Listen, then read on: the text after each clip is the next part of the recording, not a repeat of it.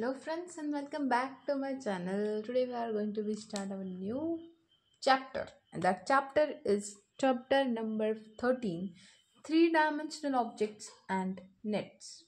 What is the meaning of three-dimensional objects and also nets? हे आपल्याला या चॅप्टरमध्ये बघायचं आहे. चॅप्टर हा विशेष असा अवघड असा काही नाही आहे. चॅप्टर इझी आहे.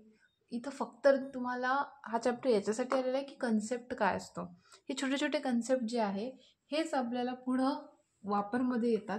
आणि हे कन्सेप्ट आपल्याला जे आपलं एज्युकेशन आहे किंवा 11th-12th वॉट समोरचं जे आहे ते इझी करतं. जर हे छोटे छोटे कन्सेप्ट तुम्हाला कळाले तर तुमचं एज्युकेशनमध्ये इझीनेस वाढतं. तर मला असं वाटतं की हे चालू करण्या अगोदर 3 डायमेन्शनल म्हणजे काय हे तुम्हाला सांगणं गरजेचं आहे. This one is the 3 dimension. What is the meaning of 3 dimension? 3 dimension म्हणजे आता हा पेपर आहे, राईट? या पेपरवरती हे सगळं लिहिलेलं आहे, याला आपण 2 डायमेन्शन म्हणणार. आणि 3 डायमेन्शन म्हणजे काय? This is the book. या बुकला लेंथ आहे, ब्रेथ आहे, थोडीफार हाईट आहे. Okay, this is known as a 3 dimension. In short असंही म्हणू शकतो आपण की हा पेन आहे. Okay, this is my pen. या पेनला लेंथ आहे, ब्रेथ आहे. ओके, थोडीफार लेंथ ब्रेथ. आता हे इथं काही ही सर्क्युलर फॉर्ममध्ये. ओके, तर यालाही आपण 3 डायमेन्शन म्हणू शकतो. 2 डायमेन्शन म्हणजे काय? किंवा आता आणखीन एक आपला बॉक्स असतो बघा, कुठलाही बॉक्स, जसं की कुठलाही बॉक्स घ्या, तुमच्या आजूबाजूला जो बॉक्स असेल तो, त्याला लेंथ असती, ब्रेथ असती, हाईट असती, सगळं असतं, राईट? सो त्याला आपण 3 डायमेन्शन असं म्हणू शकतो. आणि 2 डायमेन्शन म्हणजे काय? आता हा पेपर आहे, या पेपरवर हा काय बॉक्स काढलेला आहे, जसा आहे तसा, पण हा बॉक्स काढलेला आहे. मला सांगा, याला फक्त अशी लांबी दिसतीये, अशी रुंदी दिसतीये, याच्या पलीकडं काही दिसतंय का? नाही. तर याला म्हणायचं 2 डायमेन्शन. एवढंच कन्सेप्ट आहे. 2 डायमेन्शन म्हणजे ज्या एखाद्या पेपरवर काढलेल्या असतात. हे दिस पेपर इज ऑल्सो एखाद्या शीटवर काढलेले असतात. हे 2 डायमेन्शन. 2च डायमेन्शन त्याला, तिसरं डायमेन्शनच नाही आहे. 3 डायमेन्शन म्हणजे काय? की कुठलीही वस्तू, जसं की आता मी पेनाचं एक्झाम्पल दिलं तुम्हाला, त्याच्यानंतर तुमचा जो फोन आहे तो सुद्धा 3 डायमेन्शनमध्ये येतो, कारण त्याला थोडी का होईना हाईट आहे. ज्याला अजिबात हाईट नाही आहे, फक्त लेंथ आहे, ब्रेथ आहे, त्याला म्हणायचं 2 डायमेन्शन. ज्याला लेंथ आहे, ब्रेथ आहे, हाईट आहे, ओके, त्याला म्हणायचं 3 डायमेन्शन. ओके, बस. आणि याच्यामध्ये तुम्हाला हा चॅप्टर जो आहे याच्यामध्ये एकच एक्सरसाइज आहे, problem set number 51. I think आपण प्रॉब्लेम सेट नंबर 51 जे आहे ते चालू करायला पाहिजे. तर let's start it. The first column shows a structure made of the blocks. The other column shows the different views of the structure in the 2 dimensions. Say whether each view is from the front, from the side or from the above. आता याच्यामध्ये तुमचं mostly doubt clear होईल. Problem set number 51 very simple, जसं सांगितलेलं आहे ते. त्यांनी सांगितलं हा 3 डायमेन्शनल फिगर आहे. आता तुम्ही ना हे पूर्ण जी एक्सरसाइज ही इमॅजिनेशनवरती बेस आहे.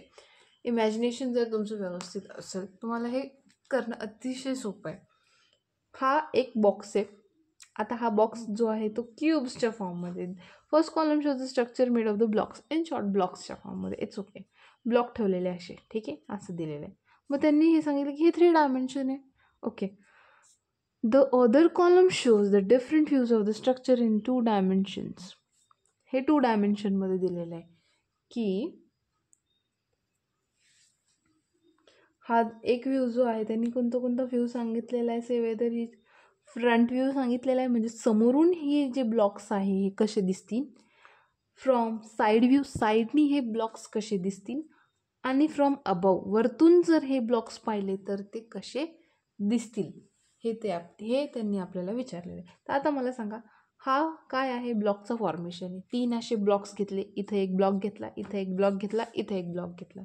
आणि हे जे ब्लॉक्स आहे तर सगळ्यात आधी see whether each view is from the front, from the side and from the above. आता ही जशी होईल तशी मी डायग्राम जी आहे ती माझ्याकडनं काढलेली आहे. तुम्ही पेन्सिल आणि स्केलचा उपयोग करा, जेणेकरून तुमचे जे मार्क्स आहेत तेही व्यवस्थित येईल, प्रेझेंटेशन व्यवस्थित राहील.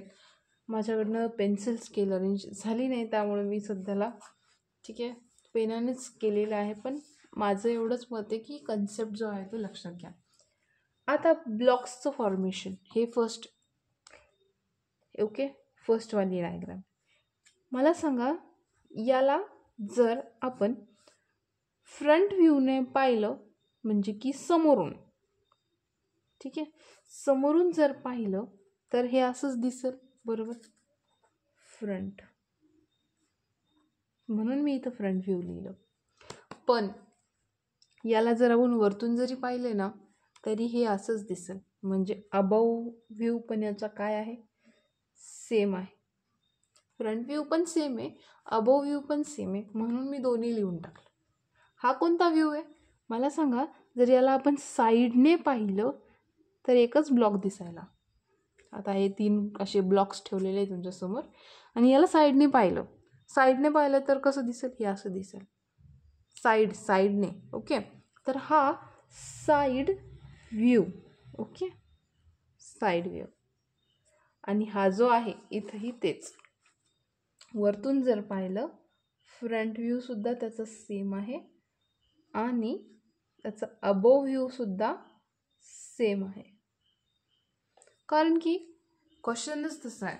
त्याला वरतून जरी पाहिलं तरी सेम दिसणार, आणि यालाच तुम्ही साईडने जरी 3 ब्लॉक्स पाहिले तरी सेमच दिसणार, म्हणून मी ते दोन्ही लिहून टाकले. Let's see the next question. Second नंबरचा कोणता आहे, हा. आता याला बघू आपण कसं करायचं आहे. आता याला जर आपण, आता हा कोणता व्ह्यू असायला पाहिजे, लेट्स सी. आता हे जर ना प्रॅक्टिकली जर असेल तर खूप सोपं जाईल. हे प्रॅक्टिकली जर ब्लॉक्स असले असते तर, बट दॅट्स ओके. हे कोणता व्ह्यू असायला पाहिजे, मी एक सांगू, वरतून. हा वरचा व्ह्यू असायला पाहिजे, फ्रॉम अबोव व्ह्यू. का बरं, कारण की जर या डायग्रामला आपण वरतून पाहिलं वरच्या साईडने तर हे असं दिसेल. ओके, यालाच आपण साईडने पाहिलं तर 2च ब्लॉक दिसतील, एक हेवाला आणि एक हेवाला. किंवा इकडून बघा, एक हेवाला आणि एक हेवाला, हे 2 ब्लॉक्स दिसतील, हे 2, बाकी काहीच नाही दिसणार. मग साईड व्ह्यू कोणता, हा साईड व्ह्यू आहे. आणि हा कोणता व्ह्यू आहे, front view. This one is the front view. तुम्ही आता हे इमॅजिनेशनचाच भाग आहे. याला जर आपण फ्रंटने पाहिलं तर हे असं दिसेल, 1 2 3 4 ब्लॉक्स. याला जर आपण वरतून पाहिलं तर हे वरचे 3 दिसतील, 1 2 3. आणि याला साईडने पाहिलं तर हे 2 दिसतील, हे 1 आणि हे 2. Let's see the third one. Okay, view formation. ही याची आधी याची डायग्राम मी व्यवस्थित दाखवून देते. ही डायग्राम आहे ती. आता ही डायग्राम जर आहे तर बघूया आपण, राईट, की कोणती कुठल्या साईडने दिसणार. आता हे आहे, बरोबर, 1 2 3. मला सांगा, हे 1, हे 2, हे 3. फ्रंट व्ह्यू जो आहे तो असा असायला पाहिजे याचा. ओके, एक मिनिट. तर याचाच फ्रंट व्ह्यू बघूया आपण आधी. सर्वात आधी आपण फ्रंट व्ह्यू बघूया, कारण की ही जी डायग्राम ही थोडीशी ना किचकट वाटते मला. तर जर आपल्याला याचा फ्रंट व्ह्यू जर सापडला ना तर बाकीचे 2 सापडणं सोपे. आता फ्रंट व्ह्यू, आता ही डायग्राम अशी, बरोबर, तर आपल्याला या एलमधले 3 तुकडे बघावे लागेल, दिस अँड दिस. म्हणजे कोणता असं यायला पाहिजे, एल. हा म्हणजेच हा जो आहे हा एल फ्रंट व्ह्यू आहे. मग याला कसं लिहिणार, व्हेरी सिम्पल, हा फ्रंट व्ह्यू आहे, फ्रंट व्ह्यू. ओके,